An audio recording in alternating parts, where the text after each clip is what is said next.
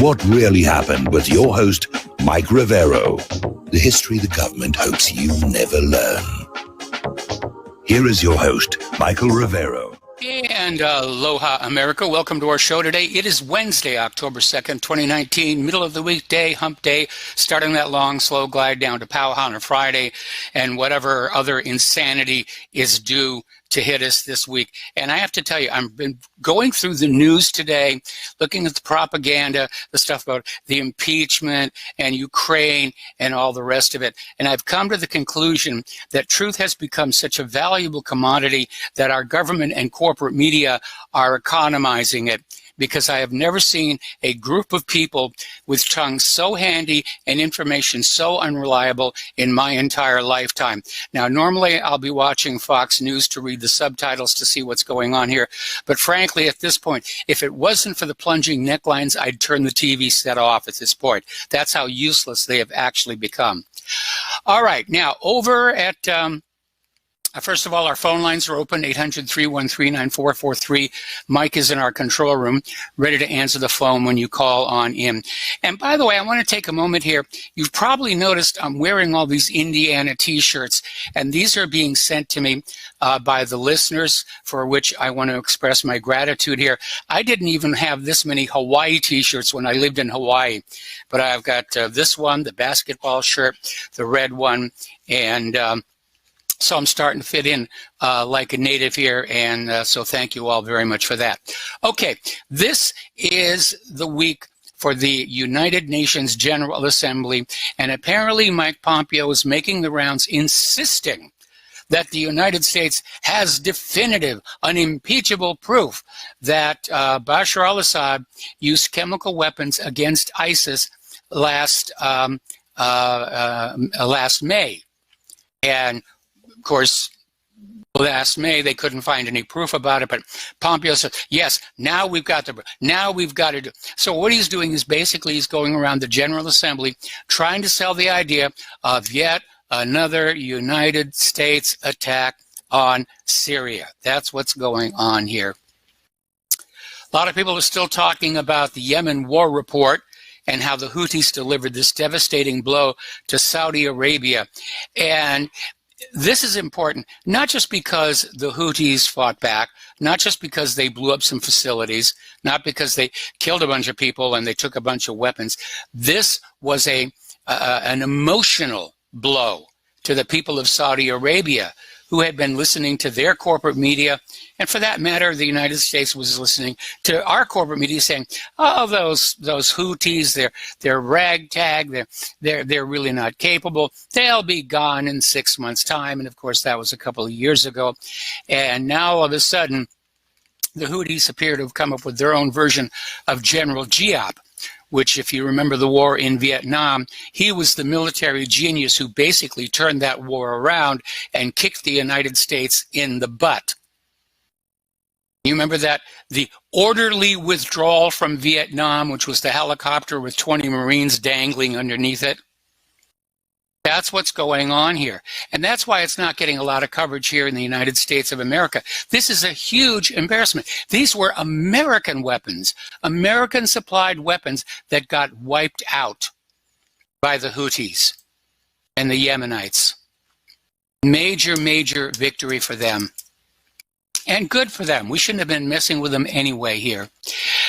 Now, as you know, diversity is the word of the day. And the longer we live here in the United States, diverse it seems to get. And so there's this white female Marine general claims that the diversity in America's military is our greatest strength over the homogeneity of Russia and China. And what she's actually saying is, because we have all these different people speaking all these different languages with all these different customs, it makes us stronger than the unified Russian and Chinese army. And needless to say, the Russians and the Chinese are laughing their heads off at her. Because, hey, go back and read your Bible, what happened at the Tower of Babel.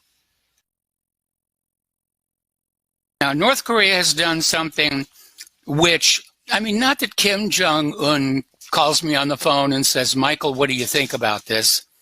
But he did something really dumb.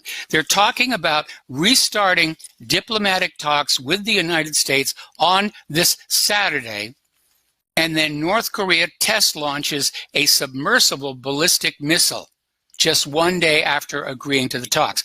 Now, I have to question the timing on that. I have to question who's really in charge over there in North Korea.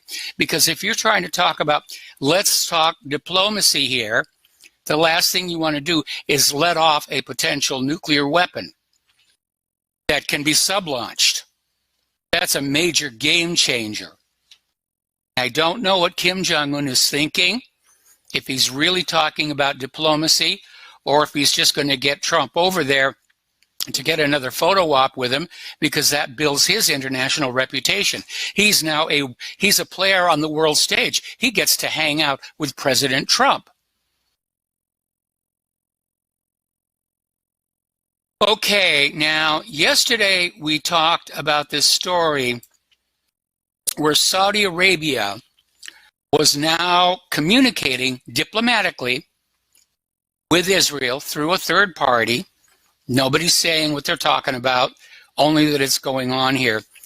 And what's really interesting is back in 2017, there was a documentary that was made where Mohammed bin Salman said he was ready to recognize Israel if the U.S. helps him defeat Iran. So what's going on here? Are they moving forward with the plan? Well, why is Saudi Arabia talking to Iran? I'm sorry, they're talking to Israel. Are they getting ready to go on in and finally make war against Iran? And by the way, that's not going to be easy. First of all, probably the reason bin Salman is talking to Israel about needing their help to go into Iran is because he just got his rear end kicked over there in Yemen. That's got to be weighing very, very heavily on his mind right now that, hey, we're not as good as we thought we were. And we're going to need a little bit of help. And we're going to get Israel over there with their wonderful F-35s, which are stealthy unless you're going up against the Germans. But it just feels like the world is spinning off into chaos right now. It's crazy. Okay, now, speaking of Iraq, as you know, yesterday we reported on how this so-called land bridge, this corridor between Iraq and Syria, was being attacked by the air. It was presumed to be Israel. And so Iraqi Hashd al-Sha'abi says they're now going to retaliate against Israel for these attacks. This is coming from a high-ranking commander of the Popular Mobilization Units saying Iraq Prime Minister Abdul Mahdi's confirmation of the Israeli regime's responsibility for a string of attacks on positions of the Iraq pro-government forces makes retaliation legitimate. So we're going to have a regional war. We're going to have a regional war. Everybody's going to be fighting everybody. Whose side are you on? I forget. Doesn't matter. Boom. Here. Over in Iraq, there are major protests raging. The police are using live fire. The embassies are all sealed off. At least 7 people are dead. Now, the initial protest, people aren't sure exactly what started it. Who knows? Maybe it's another U.S. color operation.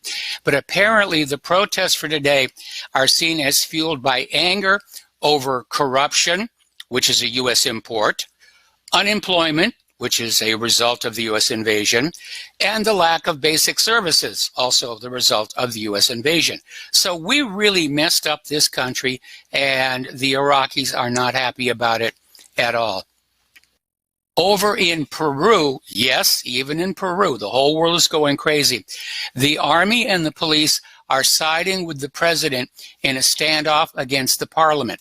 Now, this tells you just how bad the corruption is getting in the world, because apparently the president wanted to pass some bills against graft.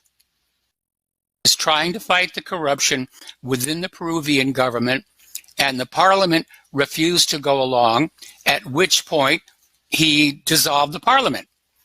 And now the parliament is coming on back with people in the streets and calling on him to resign and saying, you know, we need a new general election. We need a new president who's okay with graft and corruption. But the army and the police are siding with the president against the parliament. So this could get really, really ugly.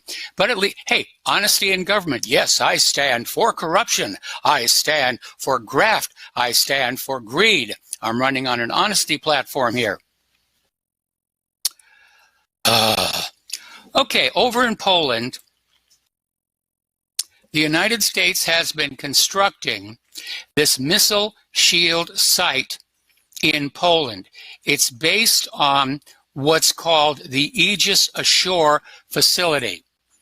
And what it is the standard Aegis radar missile launch system, but instead of being on a ship's hull, it's put on the ground. In fact, if you go to Google Earth and you go out to Barking Sands over on Kauai, you can zoom in, you can see they have one set up there. And they have them set up on the East Coast and everything. Well, now they're finishing this one in Poland. This is what Russia says violates the Intermediate Range Nuclear Forces Treaty. Remember when Trump pulled on out of that and said, you evil Russians, you're violating the treaty. And Russia's come on back and said, take a look at what you just built. That's the violation. This thing is capable of launching nuclear-tipped missiles deep into Russia. Insane here. All right, so let's talk about our domestic politics. What's really going on here? Are we looking at a real impeachment, or is this an orchestrated coup d'etat just to get rid of Donald Trump? And as I said yesterday, the only thing that makes sense as to why they're working so hard to get rid of him is because all of these people, McCabe, Comey, Loretta Lynch, head of the FBI, head of the CIA, all these intelligence agencies, they're all tangled up in this global drug and arms trafficking, and Trump isn't part of the group, and they're concerned that if he does find out, there's going to be problems. So we may be looking not an impeachment, because after all, what's he done he's impeachable for? He hasn't done anything impeachable. You have to have a high crime and misdemeanor. And calling the president of Ukraine to honor a 1999 treaty mandating cooperation in criminal investigations, that's not an impeachable offense. But you have to be concerned about the efforts to remove Trump from office. And Nancy Pelosi is out there saying, yes, we're going to get him out there. We're fast tracking it. We're going to get rid of him like that. And I don't know what Nancy is thinking. If she can impeach Trump and Pence at the exact same time, she gets to be president. President Pelosi, is she really crazy enough to think that she can pull that off here? And I want to reiterate something here again, and I've been saying it for a while. As president, I am very disappointed in Donald Trump. He has not kept the promises he made during the campaign. He's a weak leader. He's easily manipulated. He's subject to flattery. He's capricious, which is very dangerous in a president. But he is the president. And these members of the government who are working to remove him from office, that is a coup d'etat. And it has to be a coup d'etat because they really don't have, you know, an impeachable offense. I mean, Adam Schiff is out there thinking this phone call to the president of Ukraine is the smoking gun. We've got him now. We've got Trump for sure. He made a phone call. How could he do that?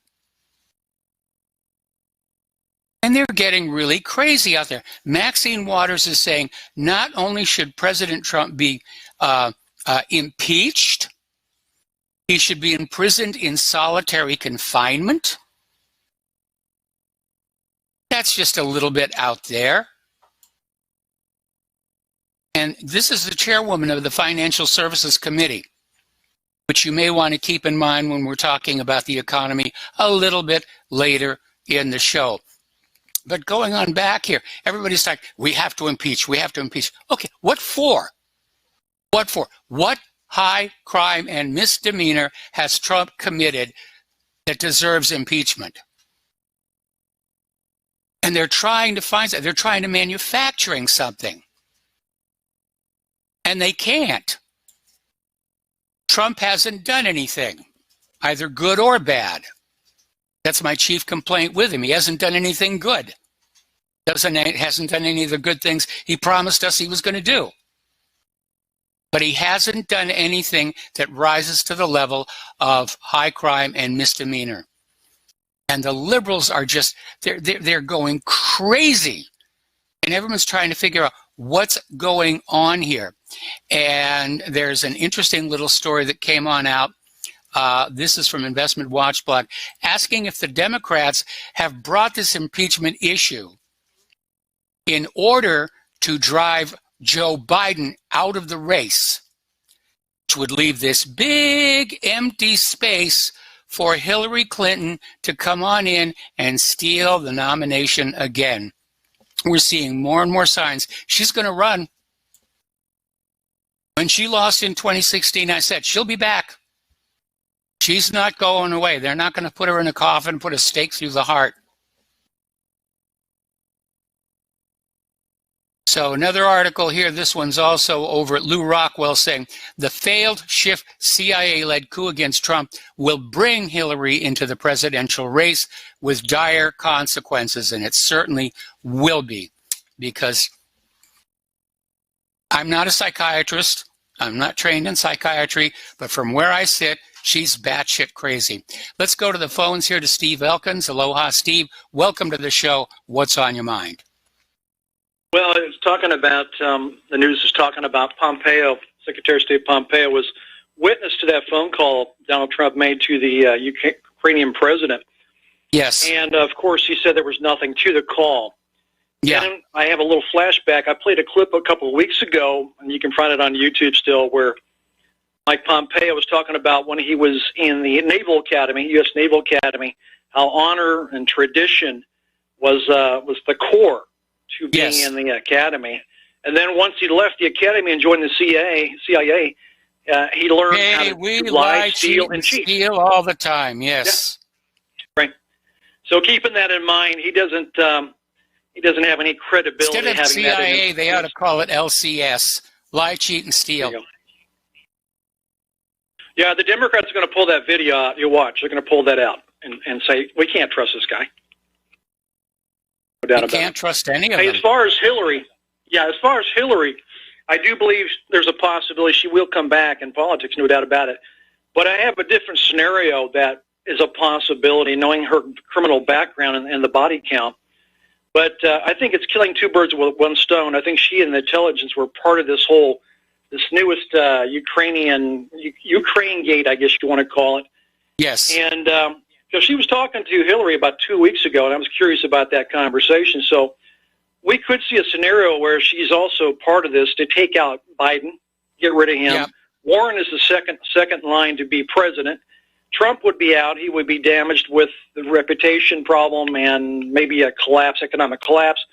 So Warren goes in to become president, and vice president would be Hillary, and then we have another JFK moment. Warren is out, yes, and Hillary Clinton is president. Oh, Warren has to know that if she names Hillary as her vice presidential running mate, she's painting a target on her back. Exactly. That's what I said last week. She would be. Knowing the history, yes, painting a target on her back, no doubt about it. Hey, another thing about this Representative Chris Collins, I think the Democrats are going to latch onto that because he's resigned from his insider trading deal. I wouldn't be surprised because they're focusing on, lately, they've been saying that Collins is a huge supporter in the very beginning of Donald Trump. I think they're going to try to stretch this corruption to Donald Trump. Wouldn't be surprised. Oh, okay. Steve, we got to let you go. We got to take a break for commercials. Don't hang up. I'm going to come right back to you. Aloha, America. Welcome back to our show here. We're talking with Steve Elkins. We're talking about, this idea of impeachment. And again, you can't just impeach the president because you don't like him. And we're seeing all these articles about how, well, yes, I'm a Republican, but I'm going to vote to impeach. And they're even talking about having enough Republicans in the Senate to remove him from office. Why? Okay. The only thing that makes sense is that they are all involved in this gigantic Uranium One, Clinton Foundation, money laundering, gun running, drug running operation. And because Trump is not part of it, they need to get rid of him. That's the only thing that makes any sense to me. Hey, last but least, wanted to mention that yesterday, Joseph Wilson, the husband of Valerie Plame, you can educate your listeners on that whole thing, the scenario with the Niger and yellow cake uranium. But he passed away yesterday, age of 69. I just wanted to pass it on. And the guy was a sharp guy. He was a true patriot, and I just wanted to recognize him today that for what he did, telling the truth. Do we know going how up against he died? It said multi-system organ failure, but that could be sepsis. I'm not sure. It just said multi-organs. Could also be poison. Could have been.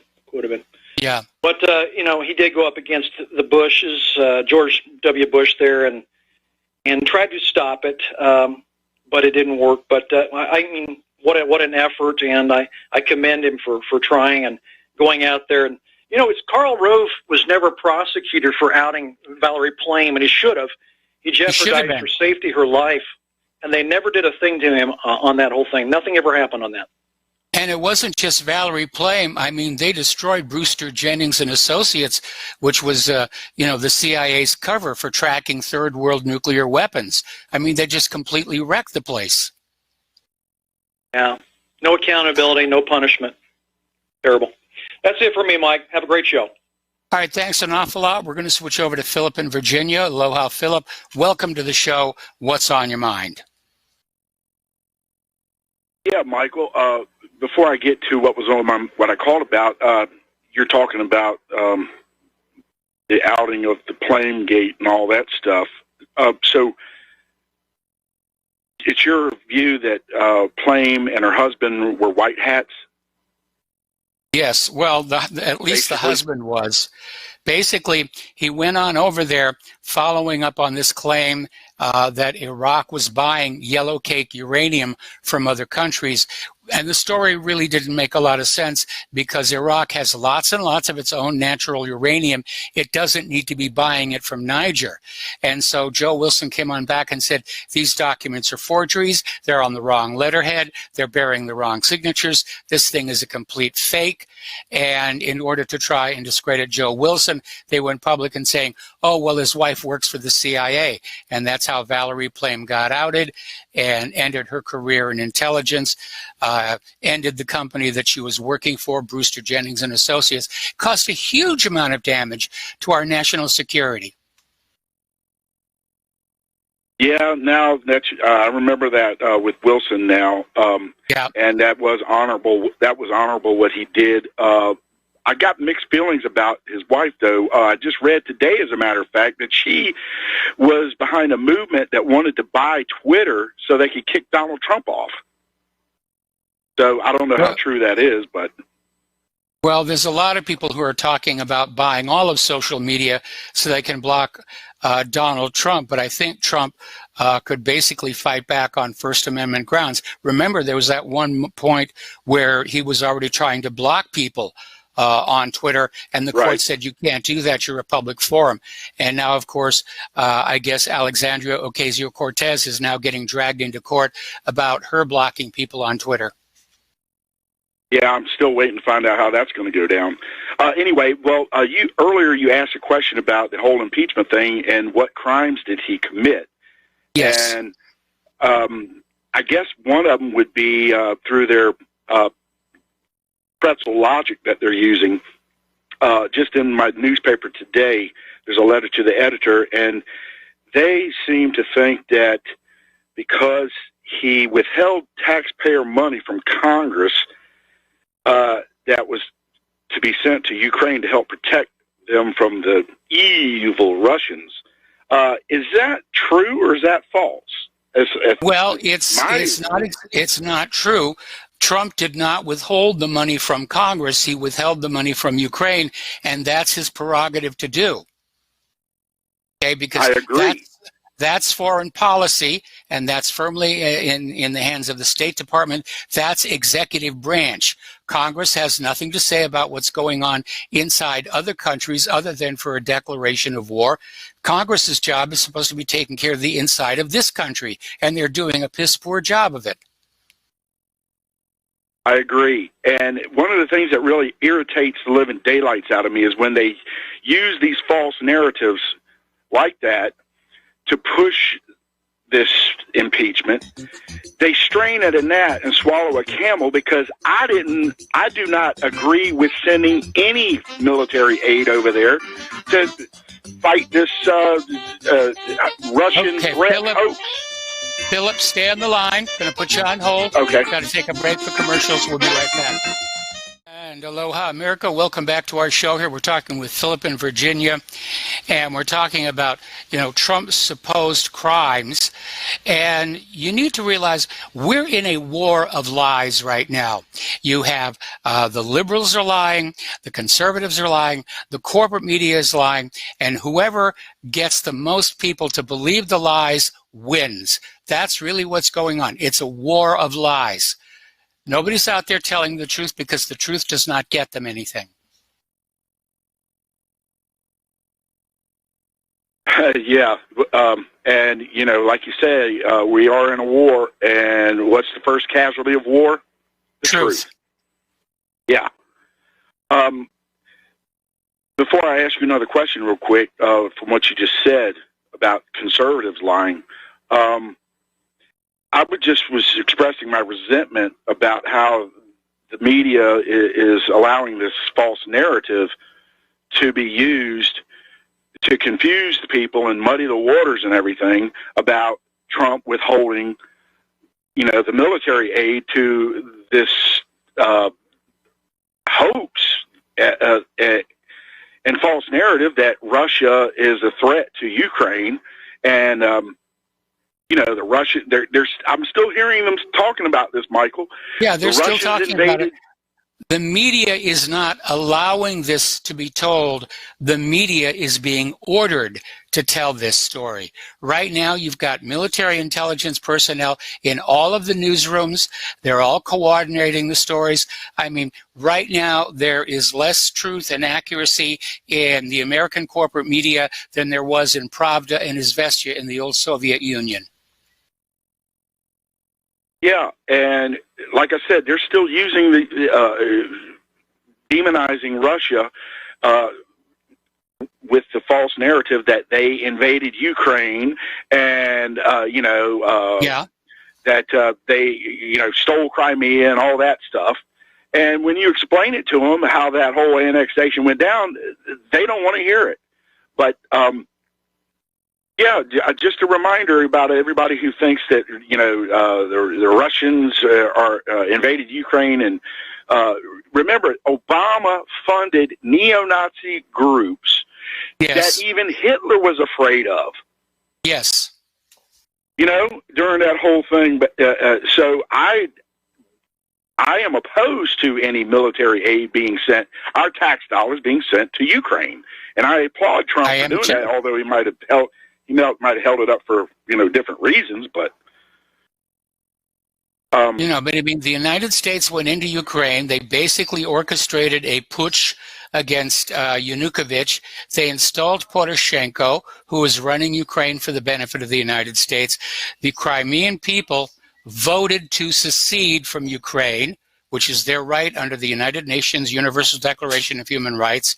Then they voted again in a referendum to merge with the Russian Republic, and that's what happened. And the American media is, Russia stole Crimea. They've got to give it back. They're being evil, and basically the reasoning was that without Crimea, Russia does not have a warm water port on the Mediterranean.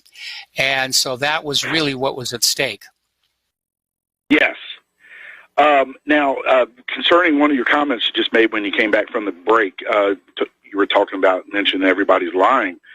I haven't really heard or picked up on any, or my memory might be failing, about any conservatives lying about, what's going on here. Does any come to your mind, right away about, what are they, anything they're lying about? Conservatives? I think the conservatives they're probably pushing their own version of Biden's corruption story in Ukraine, because this is supposed to be Biden's scandal, and the liberals are trying to turn it into Trump's scandal, and no doubt the conservatives are pushing back. Well, the guy came out, the former prosecutor from Ukraine came out and said that Biden's son, boy, did need to be investigated. Yes. And they're all saying, it was a nothing burger, Yep. The left is saying it was a nothing burger. But anyway, one other thing, did you hear today about the rumor is that the so-called whistleblower is Mr. Bolton? Yes, I've heard that report there, and but so far he's saying there was nothing said on the phone call that would have been inappropriate. And again, you need to understand, there is a treaty between the United States of America and Ukraine, goes back to 1999, calling for mandatory cooperation in criminal investigations. And so Trump was obeying the letter of the law. Well, you can't do that if you're Trump or Republican or conservative or whatever. If you're a nationalist and want to do what's right for your own people. But anyway, all right. Thanks, Mike. All right. Thanks an awful lot. We're going to let you go here. The phone lines are now open, and we're going to get on back here. All right, Hillary Clinton back in the news again. Boy, for somebody who supposedly has retired from public life, she's getting a lot of press coverage here. Hillary Clinton has won a pro-abortion Lifetime Achievement Award for calling killing babies a natural human right. This is coming from the pro-abortion group NARAL. They celebrated their 50th anniversary, and they gave Hillary Clinton their Lifetime Achievement Award. And in between criticisms of Donald Trump, leaders of the radical pro-abortion group called Clinton our president and touted her pro-abortion record. So they're saying women's rights are human rights, and for 50 years, NARAL has taken on the toughest fight to protect our most fundamental freedom, which is the freedom to get rid of our babies. Yeah, she's going to run in 2020. She's out there getting all of her ducks in a row. She's getting all of her constituent groups lined up, going on out and saying, yes, I support you, and I support this, and I support that. Yeah, she's running. She's definitely running. All righty, there is yet another wrinkle in this whole Ukrainian mess here. And this goes back to the Obama administration. Ambassador Yovanovitch is a noted Trump hater who blocked Ukrainian officials from traveling to the United States to hand over evidence of Obama misconduct during the 2016 election to President Trump. Now, Yanukovych was U.S. ambassador to Ukraine during the 2016 election when the Ukrainian government was colluding with the Democratic National Committee and Hillary campaign to undermine the U.S. presidential election. Everyone's talking about, Russia interfered with the 2016 election. They did no such thing. It was Ukraine. They were interfering on the side of Hillary. That's the way the liberals think. We're going to commit a crime, and we're going to say the conservatives did it. And the people will believe it because the media will tell them that. Okay, a staffer for Representative Adam Schiff's House Permanent Select Committee on Intelligence went on a trip to Ukraine last month, sponsored and organized by the Atlantic Council think tank. Now, the Atlantic Council is funded by and routinely works in partnership with Burisma, the natural gas company at the center of the allegations regarding Joe Biden and his son, Hunter Biden. Sounds to me like they're trying to make sure that all the dead birds are appropriately buried. All right, let's go back to the phones here. Dustin in New Jersey. Aloha, Dustin. Welcome to the show. What's on your mind? And Atlantic Council is also a mouthpiece for NATO, because Yes. NATO was involved in the coup in Ukraine. Yes. In the EU, Brussels, and NATO's located in Brussels, in Belgium. So Yep. it's all the same group of people, all linked together. Joe Biden, Burisma. Isn't that amazing? How people can't Yep. figure this out. It's all an oligarchy. It's a world oligarchy with a small group of people in France and Britain and Canada and you know the route. You know. Yeah. But Mike, isn't it amazing with Hillary Clinton though? They had no problem getting an award for aborting the indigenous population's babies, but yet Yeah. I bet you she don't want to abort the third world's babies coming here. Oh, you know? she's welcoming them in with open arms. Yeah. And that's one of the real hypocrisies of the liberal movement is they want white people to kill their own babies and then open the borders so that the babies from the third world can flood on in. And indigenous black babies, because they ain't got no problem with third world African babies coming in, but yet they don't have, go to the death chambers. That's it over here. They have no problem with that. But isn't it amazing? But it's not just her. It's around the world in the West. Yeah. You look at that same mindset. I wonder if they give out awards to is abortion legal in Sweden? Because they're all for global warming over there, I have no idea. I imagine it probably is. Sweden is very, very liberal. And with all the massive rapes going on over there, I can imagine that abortion has become necessary. And they're also liberal with decapitating your head from the rest of your body. Because like I said yesterday, they don't have a problem with telling jihadis to go fight. And then when you come back, you got a paycheck per month. You get put on some kind of like a social service assistance. That's crazy, right? I mean, isn't that nuts? Abortion, jihadis. This is what these people think. It blows my mind. To what these people are, and I wonder what they are capable of doing.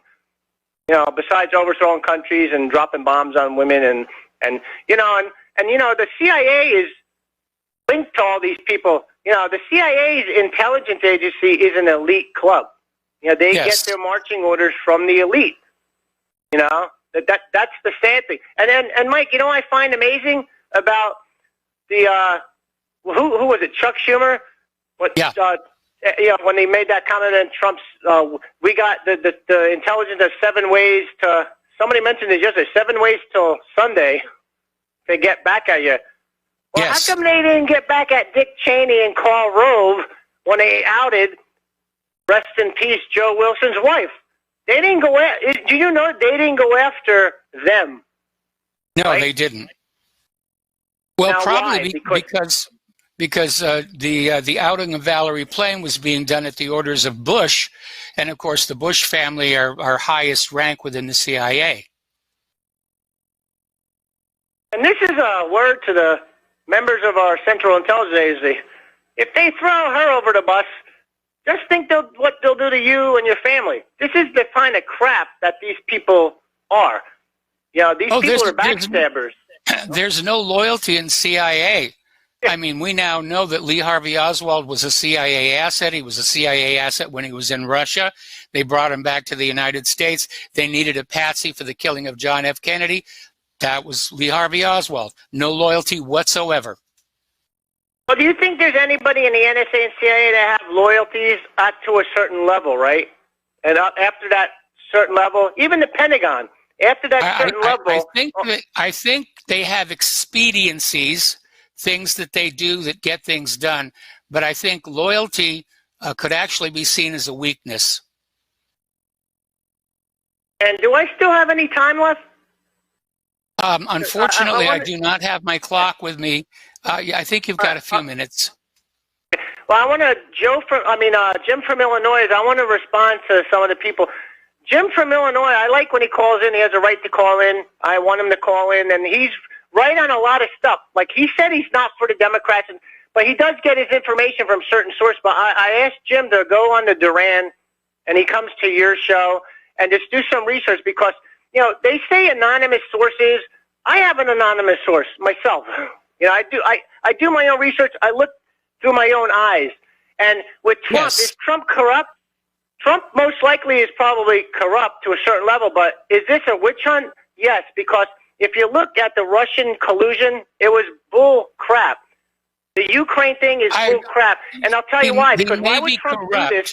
He may be corrupt to a certain extent here. I think his big problem is he's inept. Yeah, but Mike, the whole point is, at this moment, you know, in the timeline here, why would he do that? You know, knowing they're looking at him. Trump is considering delisting Chinese firms from the U.S. stock markets. This is another way for him to put pressure on China for the trade war, but it could backfire because major U.S. investors are at risk for billions of dollars in Chinese stocks. If Trump delists these stocks, these major U.S. investors are going to take a major, major, major hit. Like I said, one of the problems I have with Donald Trump is he's capricious. He's getting bad advice. He doesn't think things through. He just says, let's just try this. I'm beginning to think he's got a dartboard on the wall of the Oval Office, and he's got the names of countries on the rings, and he's got things on the darts. What are we going to do? We're going to sanction China. We're going to tariff Canada. We're going to bomb Syria. I really do think that's how he's setting his foreign policy. All right, let's go back to the phones here. Al in Canada. Aloha, Al. Welcome to the show. What's on your mind? Hi, Mike. I love your dartboard analogy. It's funny. The first thing I was actually going to say was your YouTube channel's down, but as soon as I got through the RBN, it went back up and was like that down for like 15 minutes or so. But anyways, that shouldn't be happening. I mean, we're using this new system, Rivero, but it's entirely possible that YouTube is censoring me because I'm saying things. Are. Yeah. Yeah. You want to know where it was stuck? Yes. When you started talking about Donald Trump teasing the Democrats this impeachment thing. That would be a good place for them to. Yeah, that would make a good place for them to cut the mic. Yeah, like a friend of mine and myself were you know, basically discussing the same thing last week because he's a real big Donald Trump fan. I mean, you know, there's not much else out there, but you know, so anyway, as far as the banks are concerned, Mike, you know, they have this ability to create, you know, their currency out of thin air, and it's not money, it's debt. It's just pure debt. Yeah, well, that's what the Federal Reserve can do. Your ordinary depositor banks cannot do that. Well, no, they actually borrow it from the Fed, you know, at a low interest rate, and then loan it back out. But you know, just for the sake of, you know, argument's sake, yeah, but nobody's borrowing right now. Nobody's borrowing. Nobody's buying cars. Nobody's buying houses. Well, they see what's coming, right? And on top of that, we're at a saturation point, especially in Canada. We're one of the most indebted countries on the face of the planet. Yes. And, you know, our state-sponsored propaganda website, the CBC, is talking about debt and deficits, and they don't even tell the truth. There's nothing factual in this article whatsoever. You know, they don't even mention the indebtedness of the people in this country. Not only publicly, but personal debt. And the fact that, unlike your country, you had a real estate correction in 2009. Canada didn't. Yes.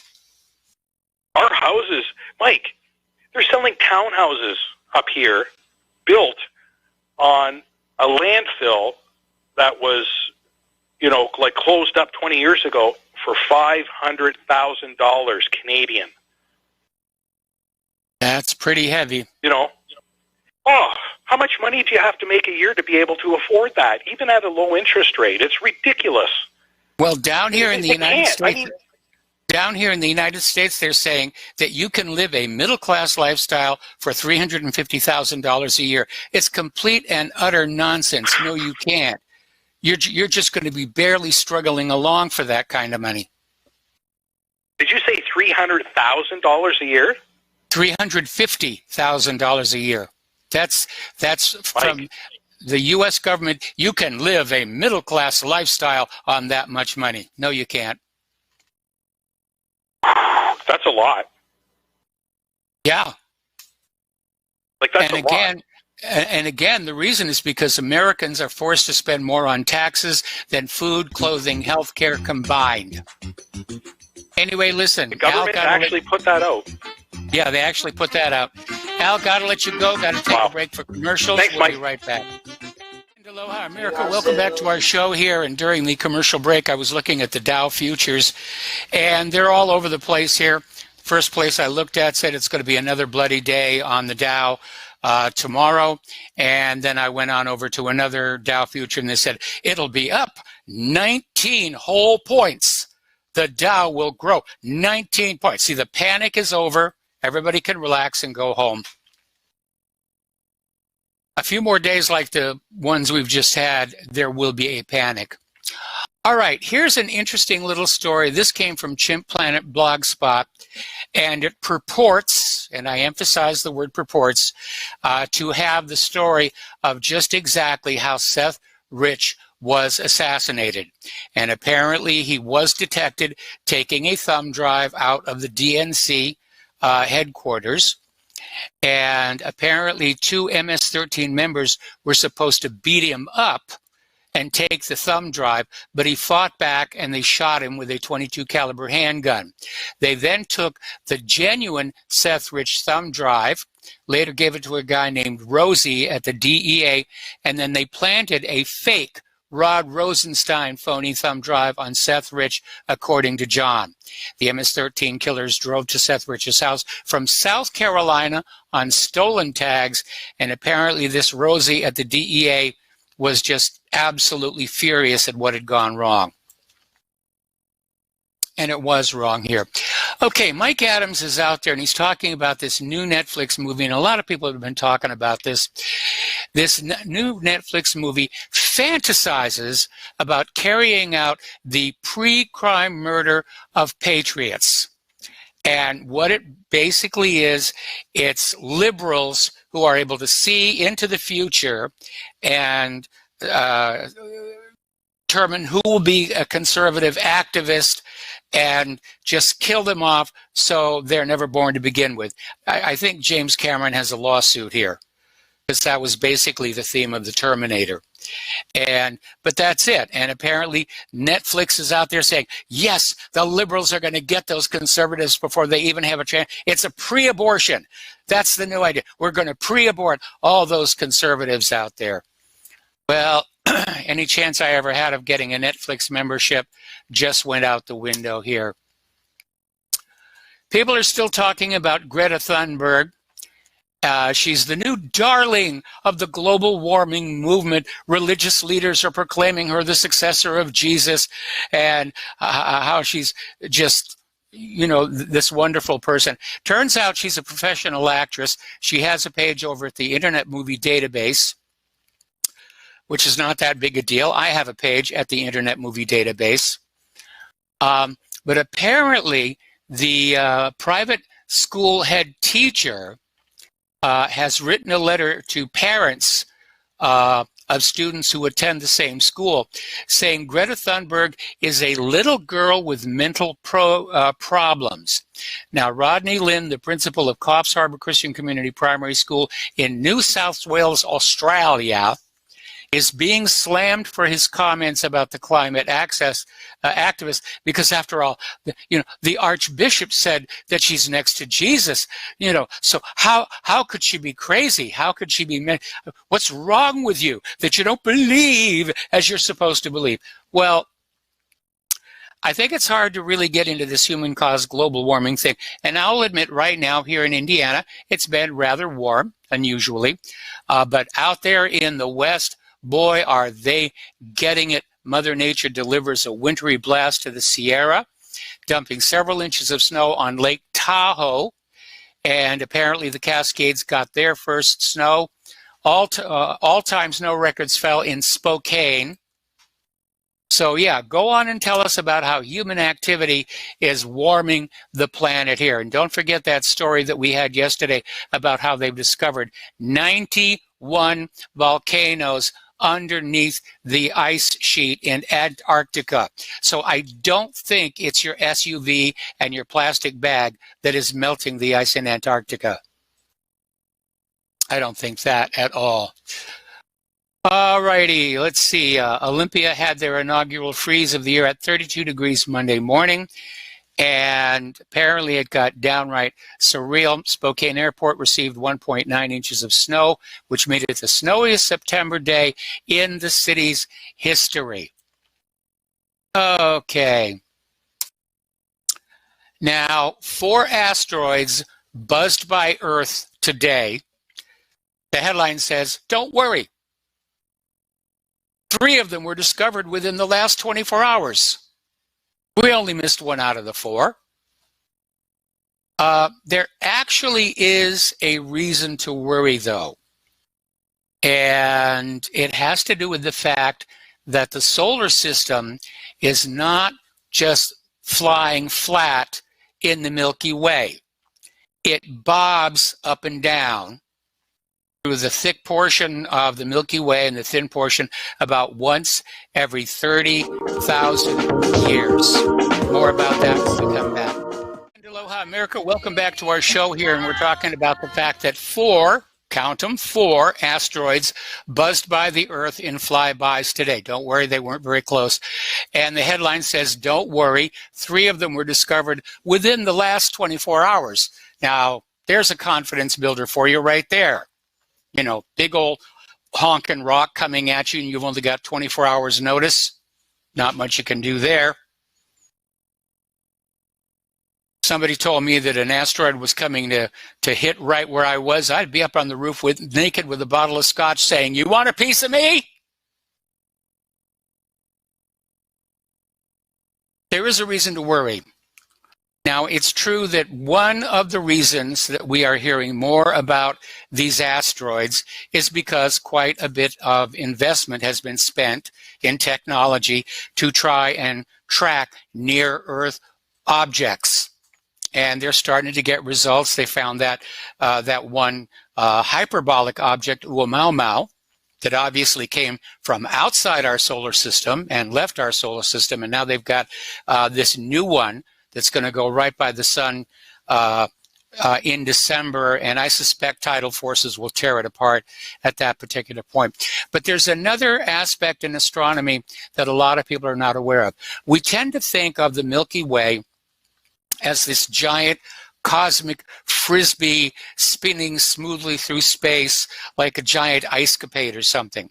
And nothing could be further from the truth, because our solar system actually bobs up and down. Part of its time, it's above the central part of the disk, and for part of the time, it's below the central part of the disk. Obviously, when it's above and below the central part of the disk, not a whole heck of a lot is happening. But every 30,000 years, it passes through that center thick portion of debris, and it's been about 30,000 years since that last happened. So one of the reasons we may be seeing more asteroids, especially like that one that came down over Russia, completely unexpected, is that we're simply in that part of the galaxy where we're going to get rocks hurled at us. So buy a helmet, what can I tell you, or a bottle of scotch. A lot of people are still talking about this horrendous disaster with these genetically modified mosquitoes. And the idea was that they were going to go to this company called Oxitec, which was based in Great Britain, and they announced plans to release genetically engineered transgenic mosquitoes into the wild. In other words, they don't know if they're mosquitoes or mosquitettes. And the idea being that when they would mate, they would produce offspring that would be unable to reproduce because they were transgenic. That was the theory. Fortunately, it did not work out. Not only have the mosquitoes evolved to get around this modified gene, but they've combined with some of the other genes in the mosquitoes to create what's being called a super mosquito. And apparently, they're saying this is a catastrophe in South America, could kill millions. And as I understand it, this was funded in part by Bill Gates, who, as you know, wants more room on planet Earth anyway. So what's ever going to happen? All righty. We've all seen the film Despicable Me and its sequel. And it's a fun movie. It really, really is. Okay, so down at Universal Studios, you know, they have actors that wear the costumes of the characters, and they're there to be photographed with the customers. So they had this employee who was playing Gru, and he got together with some kids, and he put his hand on his shoulder, and inadvertently, looking at the photo, you can tell it's not deliberately, he does that little okay sign.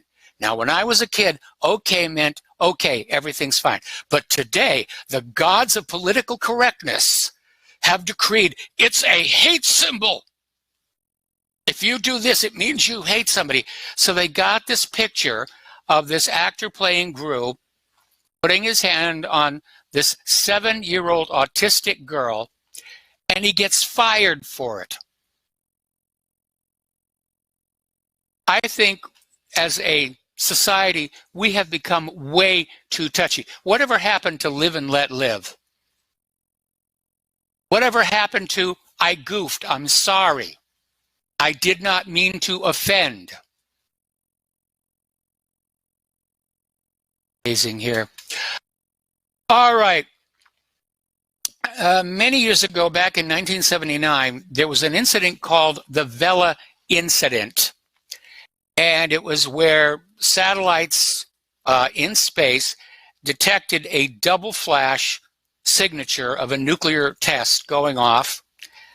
And it was all kept hushed up, and nobody knew what was going on. It turns out that former President Jimmy Carter knew it was Israel and South Africa.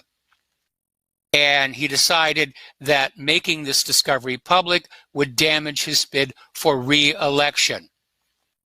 So they knew that Israel had done the Vela incident along with South Africa, and Carter kept it from us to get reelected.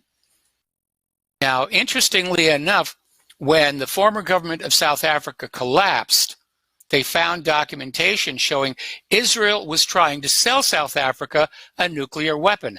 The very activity the Nuclear Non-Proliferation Treaty is supposed to prevent, which, as a side note, Israel still refuses to sign. So the question here is, how many nuclear weapons has Israel sold around the world, and to whom? That's what Brewster, Jennings and Associates was supposed to be tracking when it was destroyed with the outing of Valerie Plame. All righty, here we go. Over in Israel, I guess they don't like the press very much. Israel committed 415 violations against Palestinian journalists in this past year. And apparently, they love to smash the cameras. They love to shoot the journalists, primarily in the legs. They're trying to send a message. Don't cover what we're doing to the Palestinians or you're going to get hurt. And my hat is off to the courage of these Palestinian journalists who are still going on in there with their cameras, with their telephoto lenses, hopefully with their bulletproof vests. They're standing up to Israel, and Israel definitely does not like it. Okay, here's an interesting little story. It came out of Investment Watch blog, and it says Signs of the Times. And it's talking about the sudden swarms of earthquakes that have hit Texas, Oklahoma, San Francisco, and the New Madrid fault zone. Now, Texas and Oklahoma can be explained by all the fracking that's going on. San Francisco, that could be the Cascadia Fault getting ready to let go. And here is where yours truly kind of blew it, moving here to Indiana, because as it turns out, we're on the northeast edge of the New Madrid fault zone. And for those of you who are seismological historians, the New Madrid fault zone is the site of the strongest earthquake in U.S. history. It was something like 8.5. It was so powerful, it actually caused the Mississippi River to flow backwards for an hour. So it's a little nerve-wracking. I mean, we lived in Southern California. We had, earthquakes all the time. Blah, blah, blah, blah, blah, blah. And we moved to Seattle, Washington, and we said, okay, we can relax. Don't have to have an earthquake there. Immediately had an earthquake, biggest one in 25 years. Blah, blah, blah, blah, blah. So we moved on down to Hawaii. We moved on to Oahu and said, well, okay, the volcano will erupt on the other island. It's not going to bother us. And then, of course, we had that big earthquake, knocked out the electricity for 3 days. So now we're in Indiana. We're well away from the earthquakes. Apparently, no, that's not the case. And unfortunately, we have some family members who are fortunately moving, but at the moment, they're right dead center in the New Madrid fault zone. So I'm going to be getting a new quake alarm. It was one of the other things I left behind in Hawaii. Who thought I was going to need it? Who thought I was going to need a quake alarm in Indiana? All right, more information is coming on out about the Boeing 737 MAX. And a senior Boeing engineer has filed an internal ethics complaint this year saying that during the development of the 737 MAX jet, the company rejected a safety system to cut costs, equipment that he felt could have reduced the risks that contributed to the 2 fatal crashes. We're going to save some money. We're going to take out the safety gear. If the plane crashes, they've got insurance. Now, Boeing has provided the complaint, which was reviewed by the New York Times, to the Department of Justice as part of a criminal investigation into the design of the 737 MAX, according to a person with knowledge of the inquiry who requested anonymity. They're never going to get that plane into commercial service again. Nobody's going to want to get on that aircraft. They're going to paint them gray and they're going to repurpose them for military purposes. Boeing used to be this really, really good company, and I'll tell you what I think happened.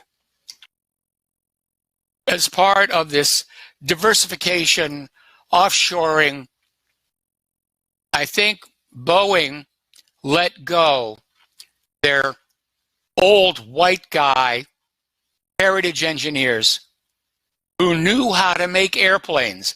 And they brought in a bunch of H-1B visa holders and foreign students who were willing to work for less and said, yeah, they can do it. They can make the airplanes for us. And you have the 737 MAX. That's got problems. Apparently, they discovered wing fractures in the 737 now. They're trying to get the 777X off the ground. They're not having too much luck with that one. Boy, they really wrecked the company, thinking cheap. They really, really did.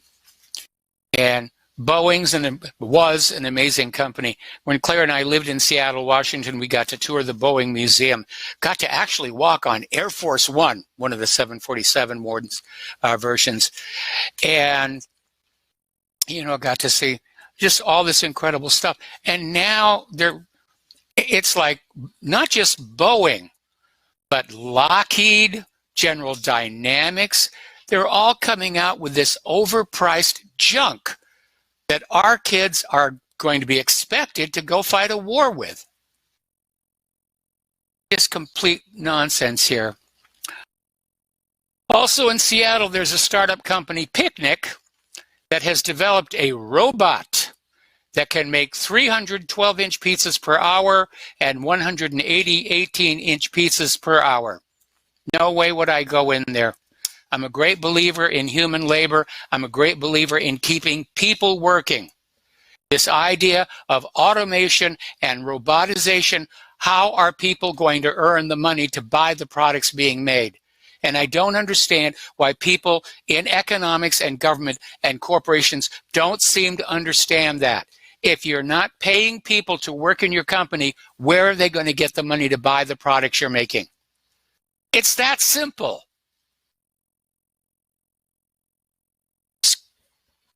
Can't understand it here. Alrighty, apparently Google is now going full throttle with health censorship. They're doubling down on big pharma drugs and disease. They're basically slamming down any web pages that talk about alternative forms of health treatment or homeopathic treatment or things that might work like turmeric. And it's kind of interesting because this medication that I'm on for my file with a wagga wagga, somebody wrote on in and said, actually, turmeric is better for it than the prescription medication. Can't find it anywhere online. The other day, I was writing a story about the snowstorms hitting the West. And unfortunately, because I don't have my main machine here, I don't have my library of ClimateGate cartoons that I've done over the years. So I went over to Google and I typed in human-caused global warming site : whatreallyhappened.com. Nothing came up. It's all being blocked. We need to find some new search engines that respect freedom of speech. Because, and I can imagine that probably Google is getting a huge amount of money for this. Facebook is getting a huge amount of money for this. Twitter is getting a huge amount of money for this. To just sit there and say, yes, we'll be the gatekeepers and we're not going to let people get any information about nutrition or health or alternative. It's all going to be push the product, push the product, push. You will buy this Prozac. Speaking of which, the first of the Prozac first trial is coming to court. And apparently it is the start of thousands of trials of people who were driven to acts of violence and murder by Prozac. Now, obviously, Prozac is out there trying to find some way to kill this whole thing, make it go away. I mean, the truth is coming to light, but who cares about the truth? This is all about the money. And if this first trial results in a conviction, you're going to see all the other trials resulting in convictions too. And you're going to see the makers of Prozac, they're going to be saying, oh, gee, we have to give up our money. And look, we're sorry we caused a lot of people to commit mass shootings, but you know, it's modern science and technology, and every once in a while, we made a goof. We're really sorry. Can we keep our money? All righty. Dr. Marcia Engel, she's a physician, longtime editor-in-chief of the New England Medical Journal, one of the most prestigious peer-reviewed medical journals in the world alongside The Lancet, and said, you simply have to understand something, that the CEOs of these pharmaceutical companies feel their primary responsibility is to the shareholders, not to the patients.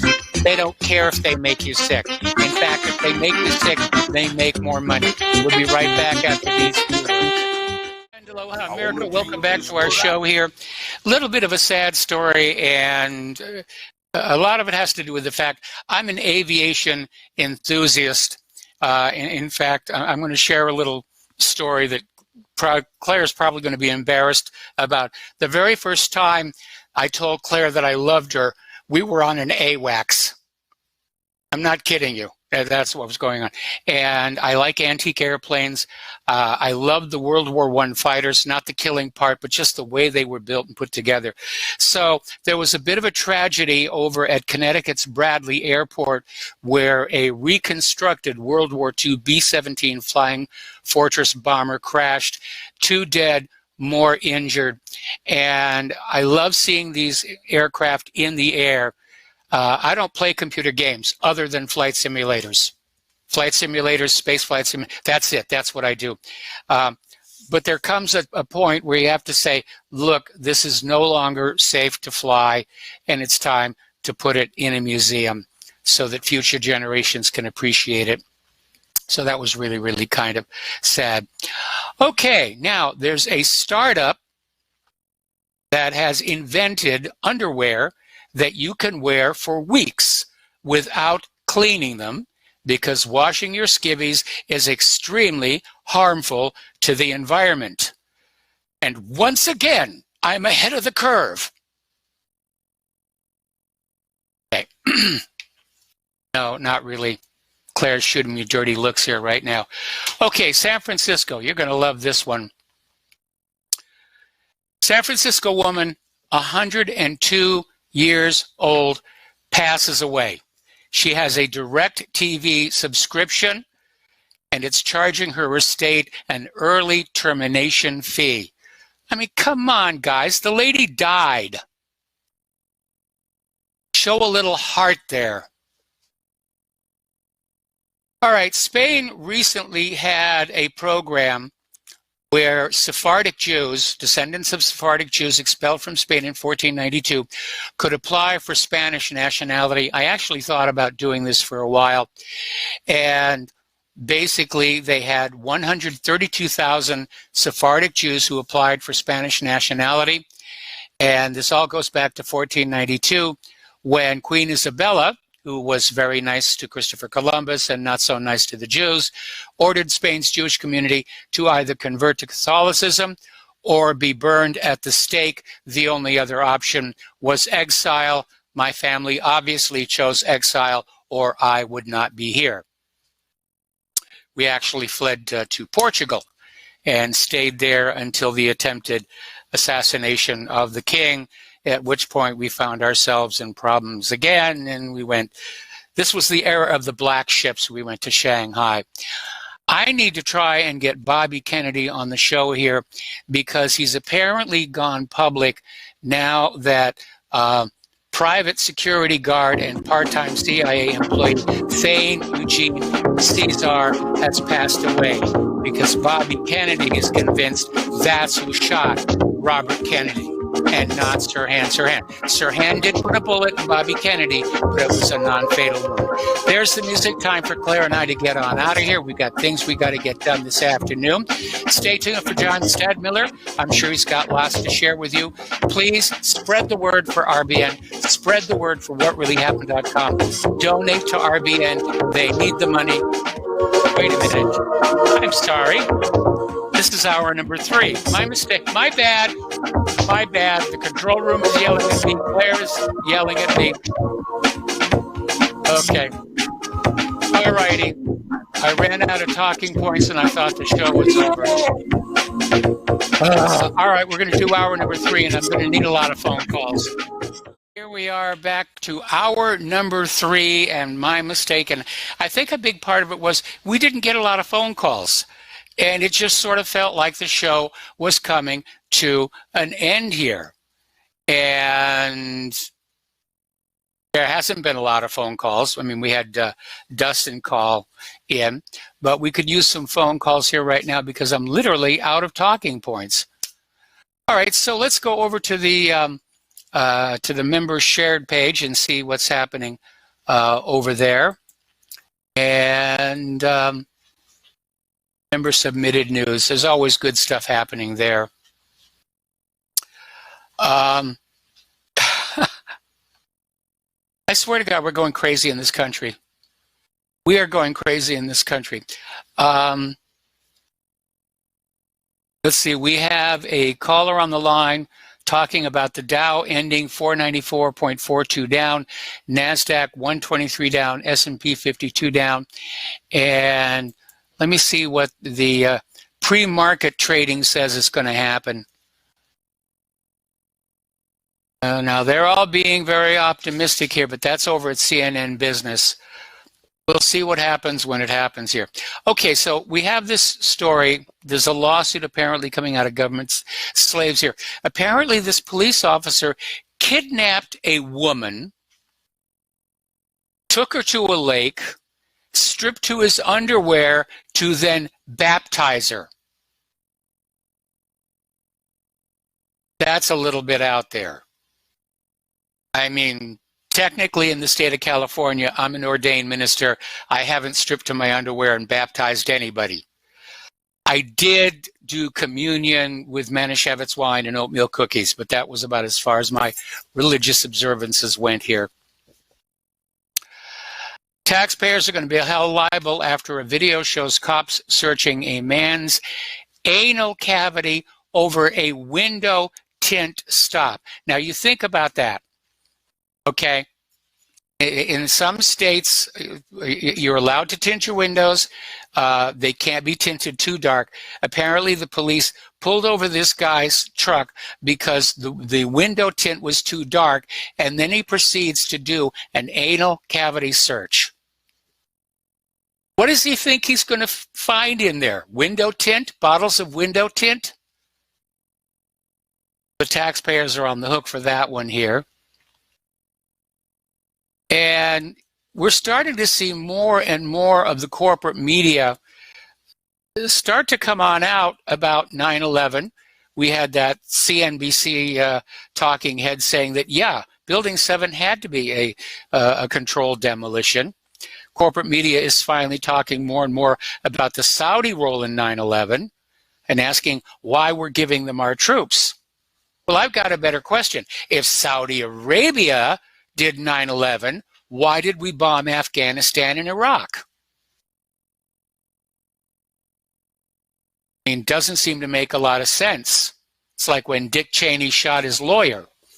You know, grouse, grouse, grouse, grouse, lawyer. Amazing. Over in Canada, they're being told to stop taking aspirin because of the potential harm outweighs the benefits. And I know down here in the United States of America, if you've had a heart attack, or even if you haven't, they recommend what is called the heart healthy dose. I think it's 31 milligram, comes in a special bottle, it's got a little heart on there. But apparently, up in Canada, there's new research saying that you likely should not be taking aspirin to prevent a heart attack or stroke if you've never actually had one that could actually trigger one.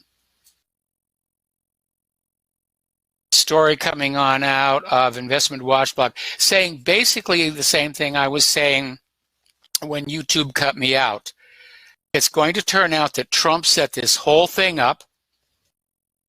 He embarrassed the Democrats, the liberals, with Russiagate, and now he's going to do the same thing with Ukrainegate. Now, Mark Dice is out here, and he's talking about the possibility Twitter could actually go away because, you know, you've got Kamala Harris is out there wanting to suspend the president's Twitter account. Well, she can't do that unless Twitter itself goes away. That's already been established in a court of law. You cannot make the president's Twitter account go away. He's a public figure. Isn't it amazing how desperate these people are getting? Just how desperate they are getting here. You're going to love this one. Up in Seattle, in the public schools, math is being interpreted through the lens of oppression. In other words, it's like Tom Larry used to say about new math, you know, the idea is to understand what you're doing rather than to get the right answer. And that's literally what they're saying up in Seattle is, Who has the right to say that the answer is right or wrong? 2 plus 2 could be 5. Right, Winston? What are we doing to ourselves? Mathematics is the language of science and engineering. It is not subject to political will. But that's what they're doing in the Seattle public schools. Oh, you can't say that person had the wrong answer. You're being oppressive. You're being oppressive. Oh, you're definitely oppressing that person here. Ah, it's amazing.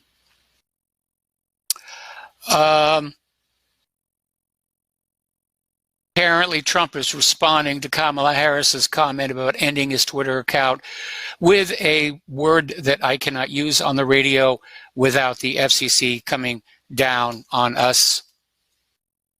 Okay. Seattle Public Schools teaching is called Math Ethnic Studies.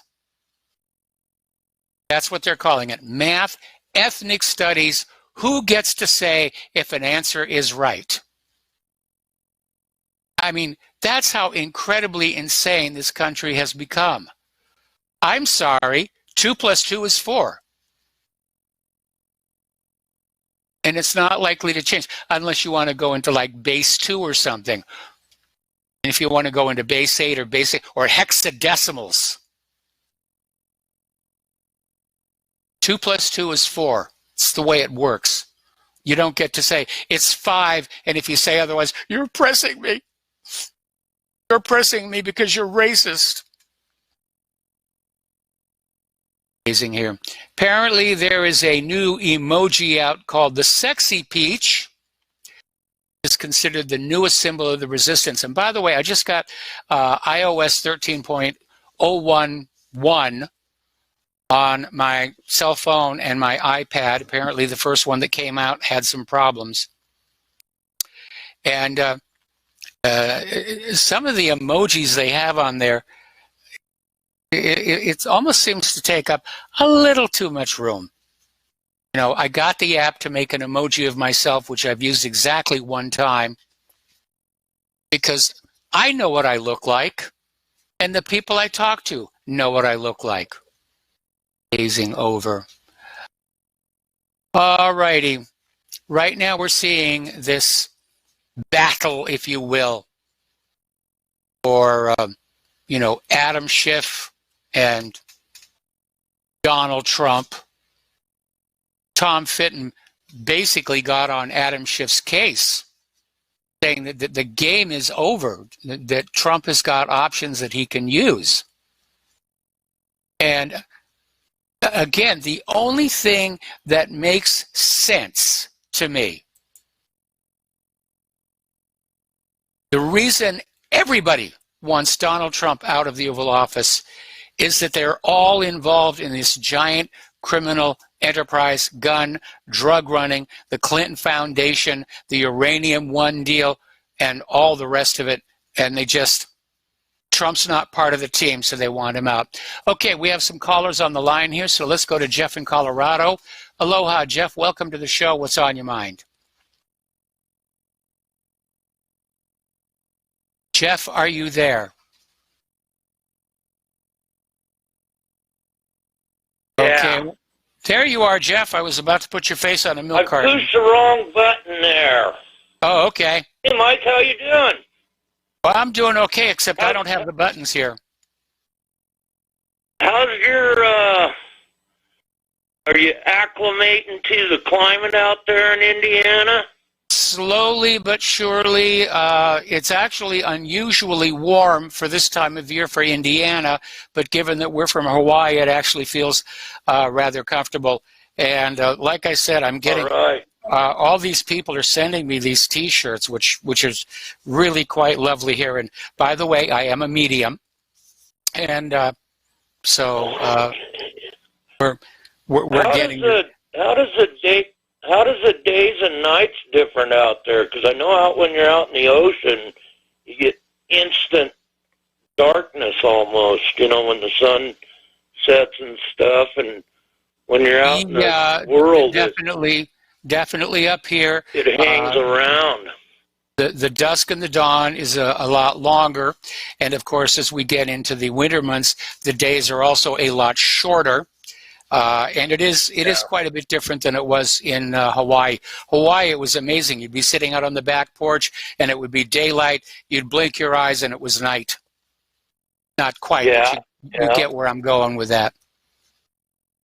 Okay, the reason I called you was you mentioned something about when Dick Cheney shot his buddy down there on that supposed hunt down there in Texas or whatever. Yeah, the caged hunt. You got to be a real manly man to do a caged hunt.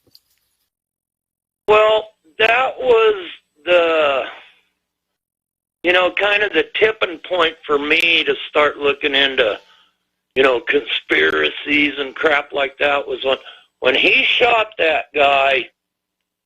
You use a certain size of shot when you're hunting them birds. Yeah. And the number of pellets that was removed from that guy was far in excess of what one cartridge would carry. He was shot that depends times. on the range. I mean, if he was shot at close range, more of the pellets are going to hit him. The whole point of a shotgun is the pellets will spread on out here. The part that really got me upset about it is that Cheney got to get the guy that he shot to apologize on TV. I know, that was unreal. I'm sorry I got in the way of your bird shot and ruined your pheasant hunt here, and I'm sure all these scars will go away eventually. I don't know, but I heard that he was shot at a range of about 30 yards. Well, at 30 yards, the spread on that size of shot wouldn't have put that many pellets in him from one shot. Depends on the choke. I always thought, well, yeah, but I'm still saying, I didn't believe that. I don't think he intended.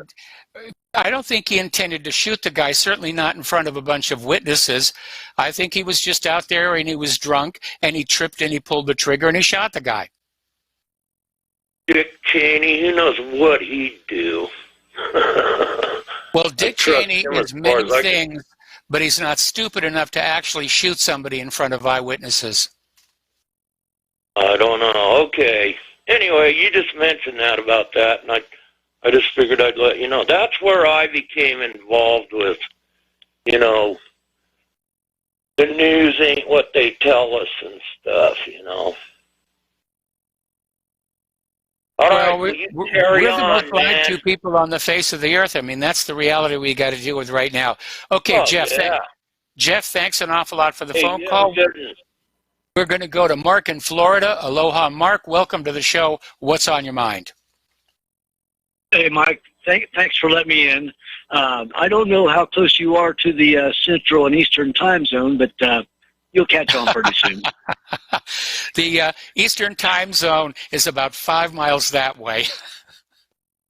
Yeah, I know you're pretty close. And the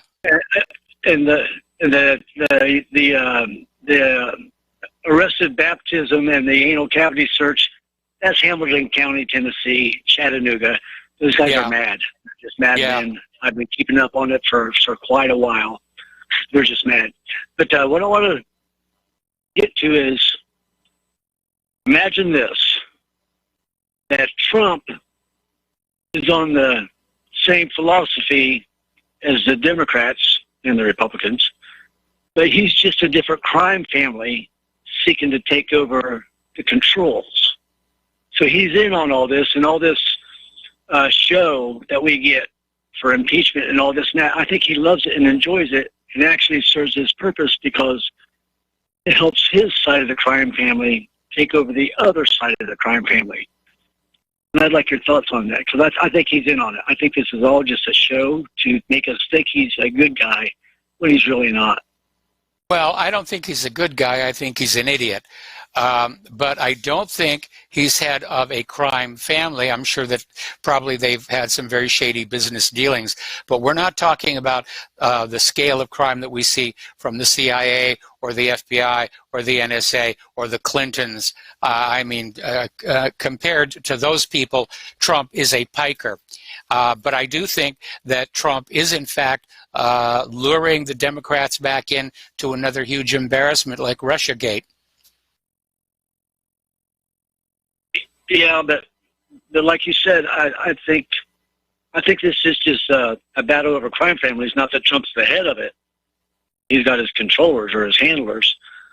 But it's just a fight between 2 or 3 crime families seeking to take over and be the rulers of the world, as opposed to the other guys being the rulers of the world. Well, in that context, I'm sure there's probably 20 or 30 different crime families who want to take over the world.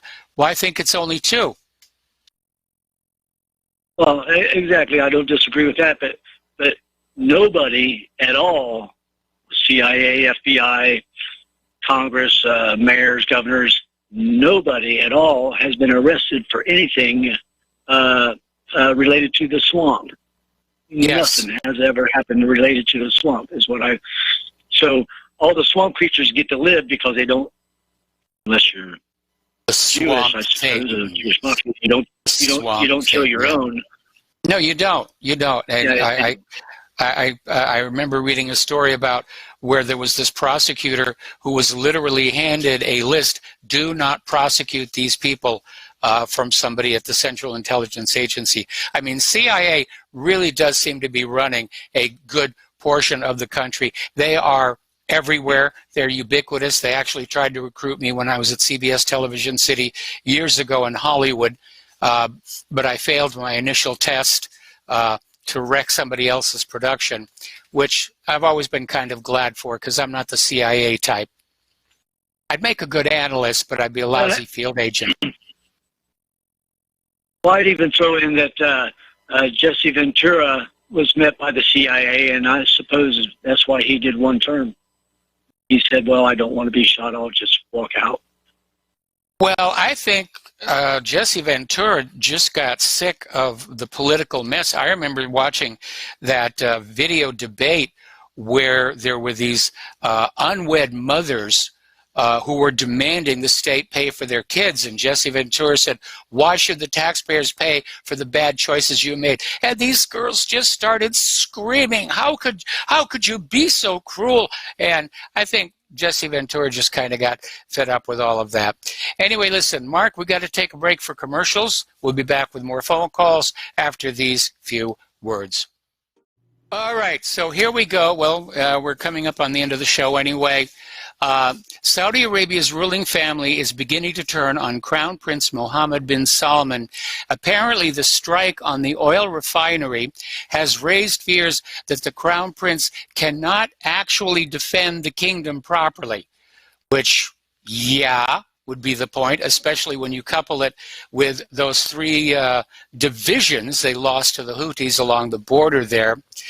Another rather interesting story that we need to look at here is apparently the protests in Iraq are really expanding, and there are now gunfights breaking out in southern Iraq as protests spread nationwide. So, oh good, another nation that we've utterly, completely destroyed here.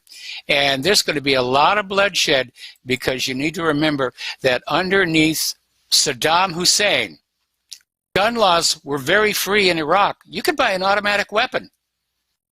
They didn't have the gun laws in Iraq that they have here in the United States of America. You know, if you wanted a gun, go buy a gun. All right, let's take a phone call here from Al in Canada. Aloha. Welcome to the show. What's on your mind? Hey, Mike. Thanks for having me again.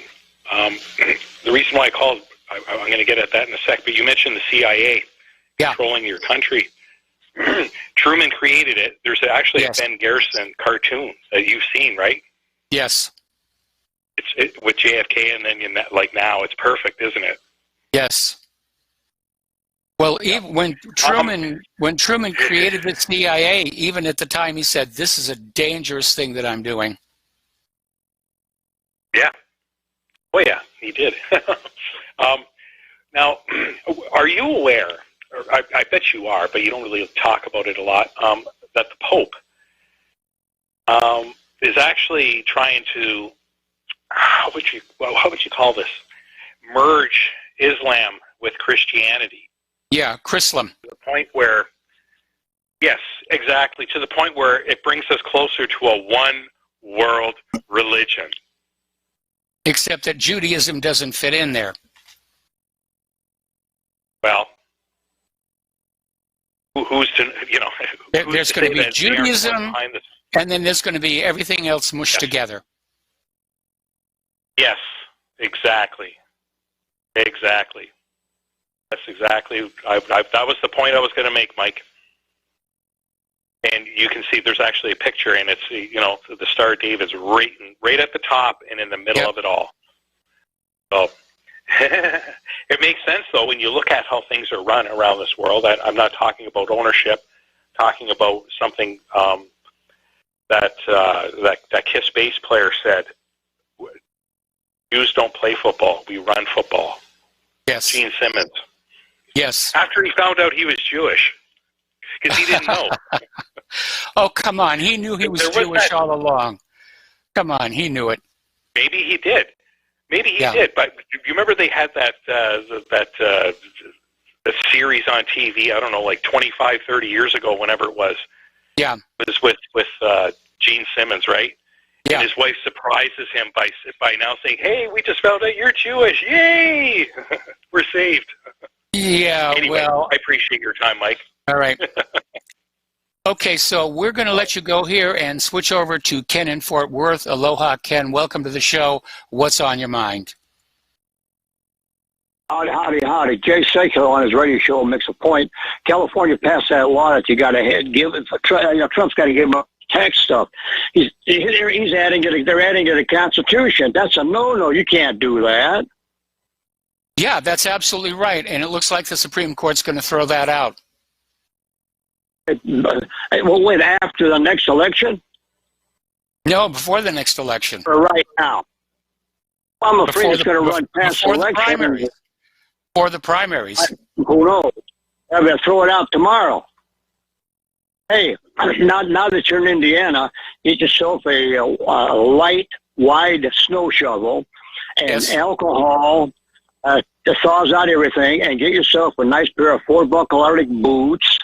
And when you walk, keep your legs far apart, and you'll do good.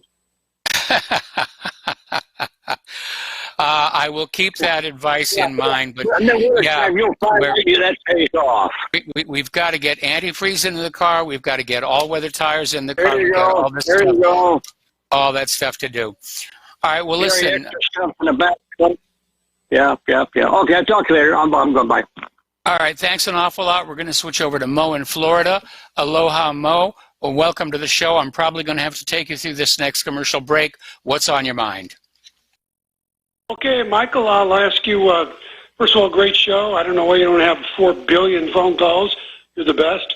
And I'm not just flattering you. I mean, I love your show.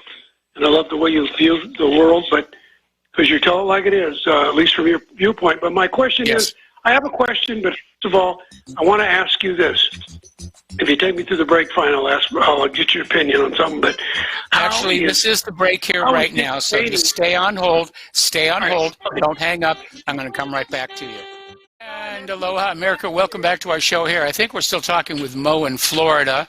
And Mo, what was it you wanted to say next? Well, I just had a comment and then a question. But this is not what I called in for, but can you sometimes it's so hard to believe Bill Cheney hasn't been, or Dick Cheney, I'm sorry, hasn't been arrested. Or, I mean, the guy is just the most evil person. Anybody can find this out. I mean, unfortunately, we have a two-tiered society where there's ordinary people like you and I who can be sent to jail for a marijuana cigarette, and then you have the untouchables. People who they're never going to see the inside of a courtroom. Doesn't mean they don't get rid of. When you look back at the John F. Kennedy assassination, and Jim Garrison came on out and discovered that Clay Shaw had been involved in the conspiracy, and the CIA was able to sabotage the trial to get Clay Shaw acquitted, but shortly thereafter he was seen being driven away from his home in an ambulance and never seen again. And then look what they did to Jeff Epstein. Right. Look what they did to Jeff Epstein. No, you're totally right. I think it's just when they got away with the Kennedy thing, that was a Rosetta Stone for them. They just figured that, hey, if these people are that stupid, we can do anything, right? But hey, listen. Well, it's not like John F. Kennedy was the first president to be assassinated. I mean, if you, obviously we had Abraham Lincoln. If you read my article on All Wars Are Bankers' Wars, you're going to find a long list of presidents who died under very suspicious circumstances for trying to take on the private central bank. No, that's true. That's true. But I mean, in our modern era, where someone was actually caught on film. But the question I just kind of threw at you, because I thought you're like the perfect guy for this. But you know how you're saying, and I totally agree with you. 2 + 2 is 4, and Yes. they're trying to say this and that. But put quantum computers in there. 2 + 2 may be 4, but it may be something else. Think about that one. Well, that's not the way quantum computers work, and they have the potential to be very, very powerful, but they're not magical. And once again, I'm seeing all this propaganda coming from the NSA that they're building this quantum computer that will break any code out there that anybody can think of. And obviously, if you don't have the methodology, you can't break the code. Let them build their quantum computer. I'll send them an encrypted message as a challenge. Well, I do think it's coming, Mike. I mean, you know more about than I could ever dream about computers, because I'm not a, I don't understand them that well, but I do understand a little bit about quantum computers, what I've, looked into, and it's pretty, there is no, my point was there's no definitive, maybe there's no definitive on and off, yes or no. You know what I'm saying? Well, no, of course that's not the way that they work. The way quantum computers work is they work using the quantum states of the components to hold additional information. So instead of it simply being binary 0 and 1 like they do with an electron, you can have quantum states of 8 or 16 based on spin, polarity, various things like that. It allows the quantum computer to hold a lot more data, but the bandwidth going through the computer as far as capacity is concerned, it remains the same. If you send in only 20 bits of data to a quantum computer, it could spread all over the place inside the computer, but when it comes on out, it's still 20 bits of data. And, I'll issue the challenge here right now. I'll bet my old Commodore VIC-20 that when the NSA comes out with their code-breaking quantum computer, I'll be able to beat it. Well, I hope you're around for another 30 years, and you probably will be, but I think that day is coming where it's like the universe is infinite, small is infinite, and we're just kind of living in this bubble to where we think we know what is true, what is false, and in some ways that's right, but in the other, there's another, say quantum way of looking at things, and I think we really have to all admit to ourselves we don't know. Well, there's a lot that we don't know, but we have to just respect the things that we really do know.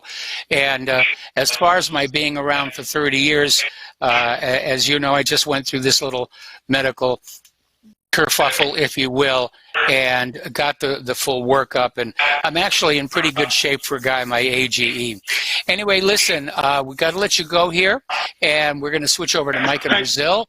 Aloha, Mike in Brazil. Aloha. Welcome to the show. What's on your mind?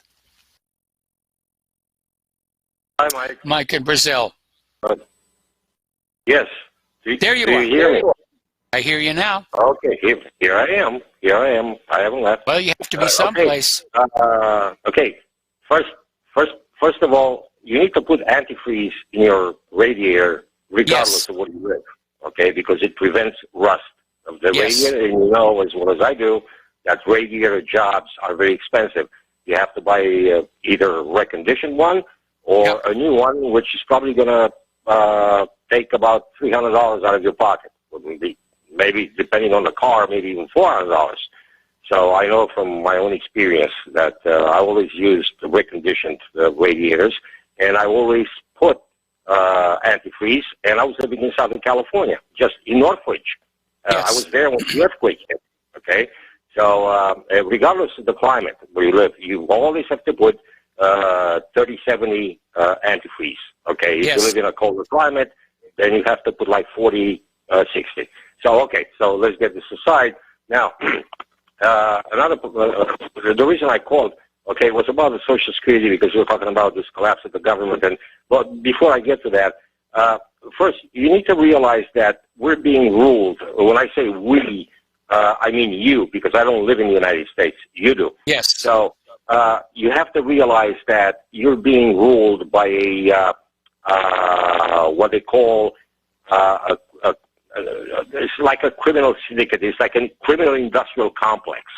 Yes. And probably that's the best word I can describe it. It's a criminal industrial complex. Look at Hillary Clinton.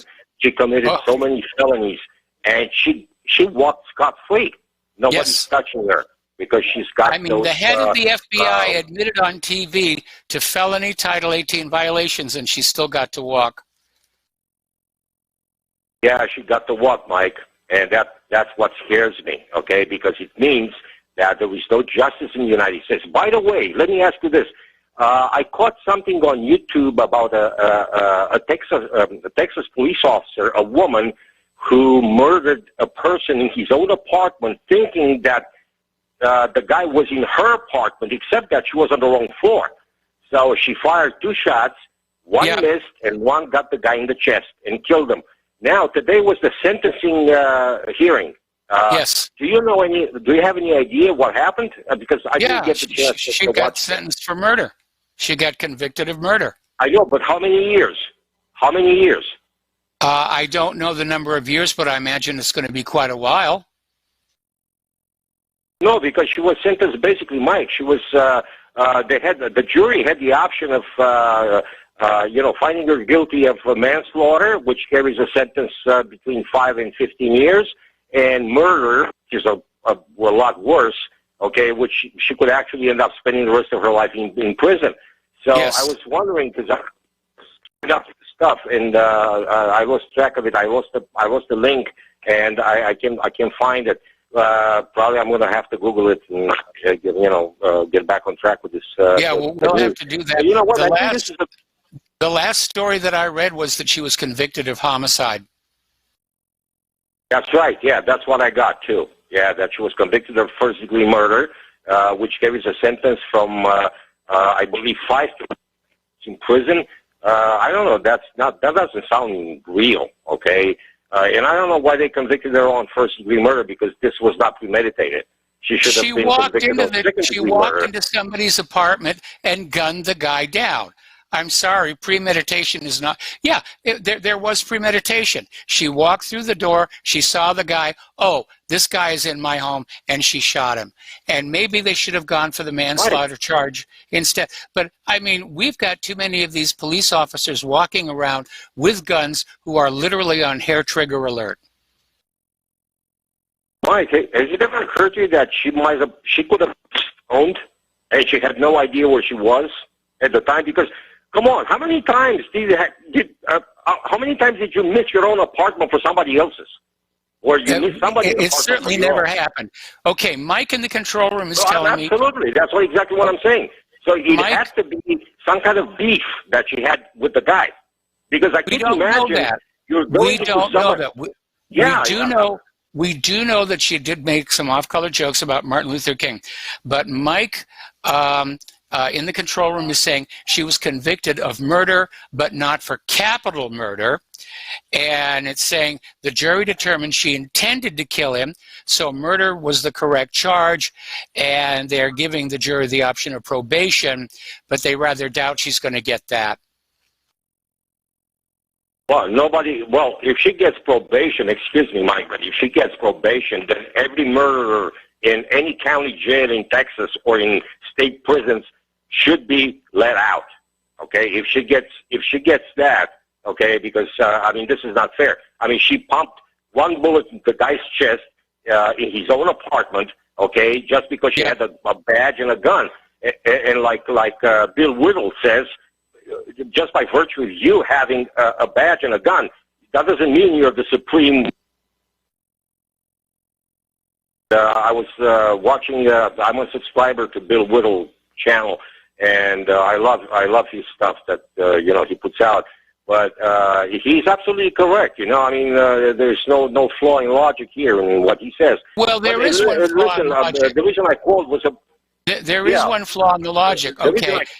And you mentioned it before. How can you walk into a home not your own and not immediately realize it? It never happened to me. I know my house. I don't know anybody. I mean, if you saw the strange stuff I've got hanging on the walls of my home, you'd know that would be impossible. Mike, this is hilarious. I mean, come on, I mean, you walk into somebody's apartment and shoot him dead? And you think you're in your own apartment? Come on, I mean, this doesn't wash, no matter what she says. And what really made me sad is that she was very young. It looks like she's going to spend some time in prison. And my guess is she'll probably spend 15 years at the minimum in prison. And it's going to be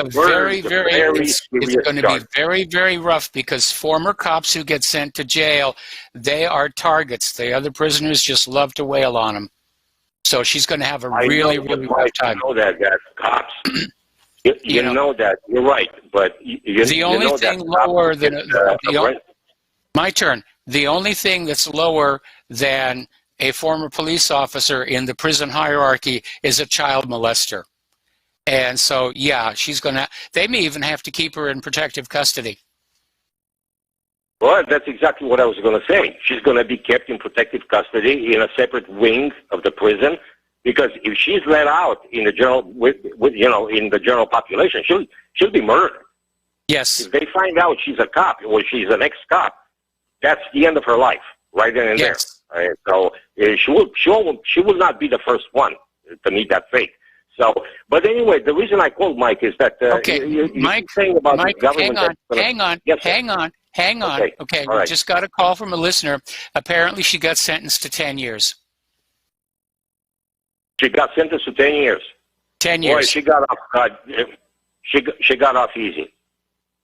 She got off easy, Mike. I tell you that. It's not that I have a grudge against her, but listen, homicide is a homicide, no matter how you look at it.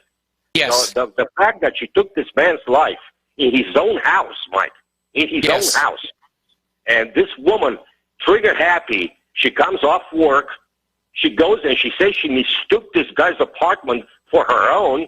How can that be?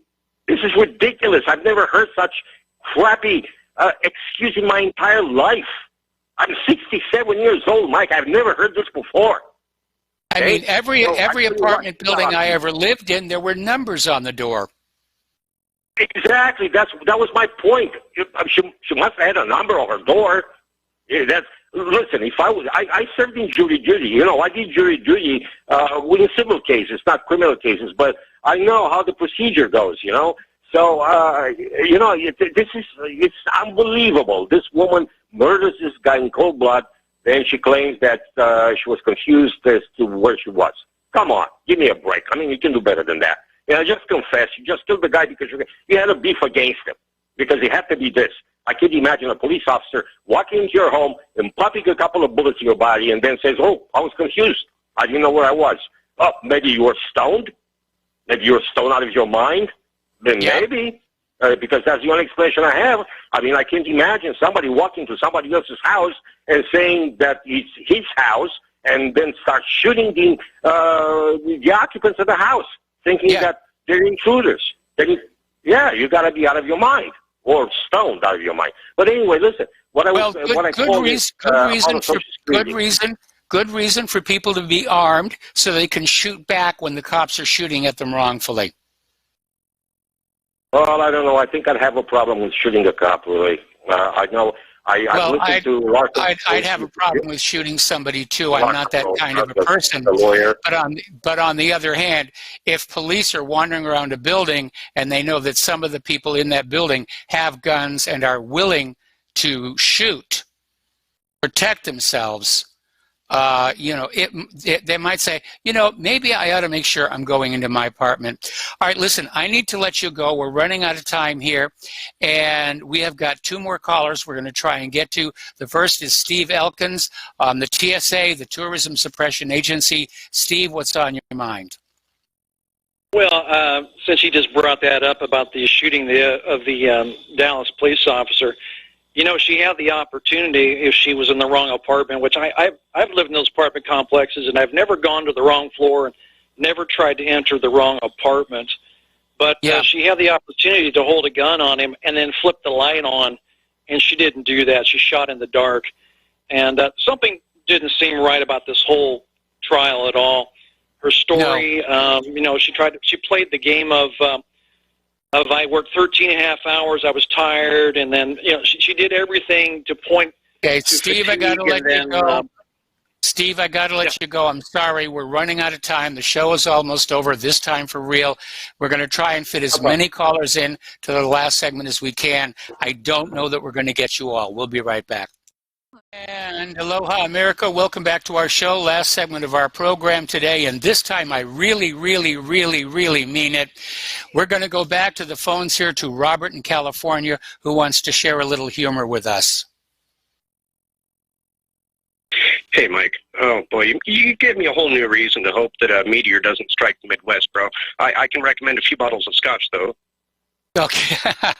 I hate to tell you this. I gave up drinking. Oh, well, you'll just be standing up there naked with a megaphone and nothing else to do. But, actually, I have a couple of questions about that, knowing that you... Oh, sorry, go ahead. I'll be up there with a Diet Coke. Oh, there you go. Yeah, oh, God, that'll probably kill you quicker than the meteor will. No, I got a couple of questions about the meteors. Since you're one of those NASA guys and you kind of have a little bit of understanding of probably a higher level of physics than I do. So what would the minimum size of an asteroid have to be to give an ELE, an extinction level event? Well, the one that caused the Chicxulub crater that exterminated the dinosaurs, that was about the size of Mount Everest. A lot of it has to do with the composition of the asteroid. The stony ones cause less damage than the solid metallic ones. But yeah, about 7-8 miles in size. That'll do it for the surface of the Earth, but not necessarily for the deep ocean. Yeah, no, I guess the ocean would be most protected. So, well, okay, let me ask you another question. Let's say something the size of a school bus did hit in the Midwest. How far away from that would you actually have to be to not get, blown into chunks? Well, it's estimated that Russian meteor that came down a few years ago was about the size of a small bus. So that's how much energy there is contained in those things. So if that had actually hit the ground, then it would have been like a multi-kiloton nuclear explosion, basically. It would have been, but fortunately, these larger asteroids, they tend to overheat and explode high in the atmosphere, and so that minimizes the amount of damage to the ground, except, of course, for chunks that actually do survive to fall to the ground. In the case of the Russian meteor, it was the shock wave. This thing just created a heck of a shock wave that just traveled across miles and miles, breaking windows and all kinds of damage. And, it's going to happen again. Sooner or later, there'll be another one of these. And it makes me very nervous when they say, hey, we had 4 asteroids whiz by the Earth today, but not to worry, we only discovered 3 of them 24 hours ago. Yeah, no, I got a good laugh when you brought that up. I hadn't read that story, and You know, it kind of parallels what the Democrats are doing right now. They're just coming out there and saying it's the same thing. They're talking about all these things, and they don't even realize what the impact is going to be on society. And everybody's looking at them like they lost their minds, and they don't even realize it. They don't even see it. They're okay. I'm going to let you go, Mike. Pushing an idea, they don't think about the long-term consequences. Unfortunately, the same can be said for Donald Trump. Okay, we're going to try and fit in Laura in Michigan, but I think, Laura, we're just about out of time. What's on your mind? Hi, Mike. Hello, Mike. We just ran out of time, and I'm sorry, Laura, we've got to let you go. So this is really the end of our show. This time I mean it. Please stay tuned for John Stadmiller. I'm sure he's got lots of interesting things to share with you. Please spread the word of RBN. Please spread the word of whatreallyhappened.com. Please donate. We will be back tomorrow. Aloha, America.